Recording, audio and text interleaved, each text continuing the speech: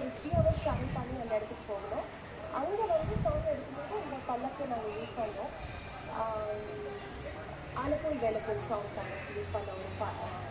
பல்லக்கு ரஜினி சார் சும்மா என்னை பார்த்து ராணி மகாராணின்னு எல்லாம் ரொம்ப கிண்டல் பண்ணுவார். ஏன்னா அவர் பாடிட்டே இருப்பார், கீழே இருந்து பாடுறது அப்படின்னு மேலே போவேன்.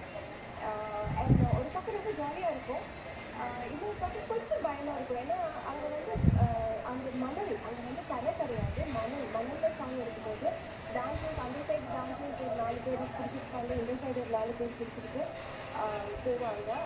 கொஞ்சம் அது ஸ்டெடியாக இருக்காது, கொஞ்சம் அப்படி இப்படி நடந்து போகும்போது கொஞ்சம் பயமாக இருக்கும். பட் இருந்தாலும் ஜாலியாக பாட்டு பாடிட்டு எக்ஸ்பிரஷன் கொடுத்துட்டு ரகு மாஸ்டர் தான் வந்து கொரியோகிராஃப் பண்ணுவாங்க. அவர் வந்து Brinda master and Prasanna master 2 பேரும் அசிஸ்டன்ஸாக இருந்தாங்க.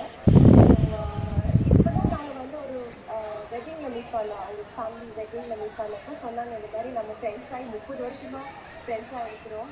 எஜமான் டைமில் நம்ம ஷூட் பண்ணது, அப்போ நம்ம மீட் பண்ணது, ஃப்ரெண்ட்ஸ் ஆனது இப்போ வரைக்கும் கண்டினியூ ஆகுது அப்படின்ட்டு.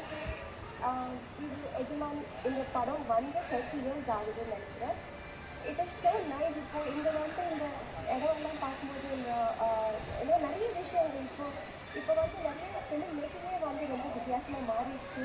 ஸோ அந்த டைமில் யூஸ் பண்ண கேமரா, அந்த டைமில் யூஸ் பண்ண லென்ஸ், அந்த டைமில் யூஸ் பண்ண photo camera and propellers, the lights இந்த லைட்ஸ் எல்லாம் வந்து இப்போ கிடையாது. It is so hard and so heavy and powerful.